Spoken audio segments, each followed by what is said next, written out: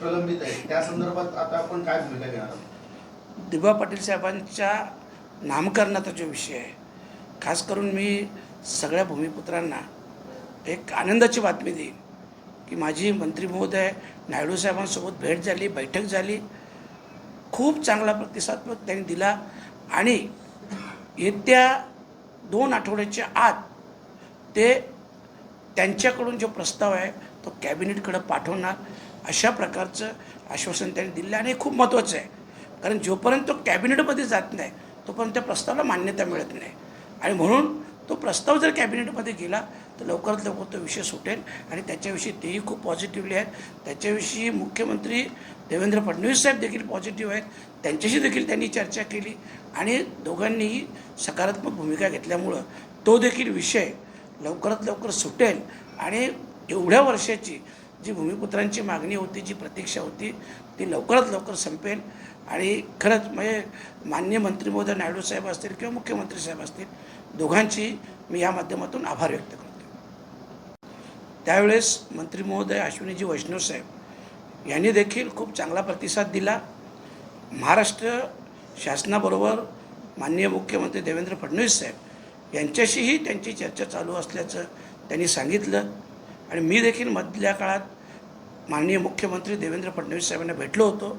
त्यांनी देखील, कारण हा जो प्रोजेक्ट आहे मुरबाड रेल्वेचा, याचा खर्च हा महाराष्ट्र शासन अर्धा करणार आहे आणि अर्धा केंद्र सरकार करणार आहे.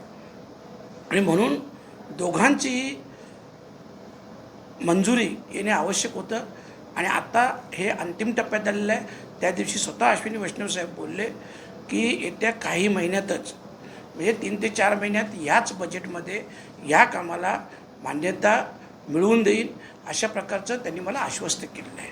आणि खास करून दुसरे विषय जे होते की भिवंडी रेल्वे स्टेशनवरून अनेक बाहेरच्या गाड्या जातात, परंतु त्या भिवंडी स्टेशनवर थांबत नाही जंक्शन असताना, हा देखील विषय घेतला आणि त्या विषयाला देखील त्यांनी मान्यता दिली. आणि मला वाटतं हा विषय पुढील महिन्यातच मार्गी लागेल, कारण त्याच्यातून काहीतरी 7 गाड्या आहेत. 7मधून 3 गाड्यांचं तर त्यांनी त्वरित माहिती घेतली आणि त्या 3 गाड्यांचा थांबा हा पुढच्या महिन्यापासून चालू होईल. बदलापूरचा विषय होता, जे 3 प्लॅटफॉर्म आहेत, 3 प्लॅटफॉर्मवर शौचालयाची सुविधा असायला हवी, पाणपोई असणे आवश्यक आहे. खिडकीचा विषय घेतला, त्या विषयाला देखील अनुसरून आता सध्या GMची जागा खाली आहे. कारण जे GM होते ते धर्मवीर मीनासाहेब यांचं अपघाती निधन झालं. ती जागा खाली असल्यामुळे येत्या 10-15 दिवसात ती जागा भरली जाईल. आणि ती जागा भरल्यानंतर स्वतः मंत्री महोदयांनी सांगितलं का अधिवेशन संपल्यानंतर मुंबईला GM साहेबांसोबत मिटिंग होईल आणि सगळ्यात लोकसभा मतदारसंघातील जेही विषय असतील ते सगळे विषय हाताळले जातील आणि मार्गी लावले जातील. आणि खास करून या माध्यमातून मी आदरणीय मंत्री महोदयांचं आभार देखील व्यक्त केलं, कारण बुलेट ट्रेनसारखा एवढा मोठा प्रोजेक्ट ज्याला अंडरपास मिळणं भरोडीच्या इथे शक्य नव्हता, जिथं बुलेट ट्रेनचं कारशेड बनतो आहे. परंतु ज्यावेळेस ही सगळी परिस्थिती मी माननीय मंत्री महोदयांना विस्तृतपणे सांगितली, कारण सुरे असेल, भरोडी असेल, या गावात 4थीपर्यंत शाळा आहेत, 5वीला अंजूरला यायला लागतं. आणि मेट्रो बुलेट ट्रेनच्या कारशेडमुळं हा साधारणतः 3.5-4 किलोमीटर अंतर वाढायचं. आणि हे सगळं सांगितल्यानंतर त्यांनी देखील पॉझिटिव्हली घेऊन तशा सूचना दिल्या. MDने देखील तशा सूचना देऊन त्यांच्याकडून मान्यता मिळाली आहे. आणि आता ही प्रोसिजर चालू आहे, ते देखील होईल.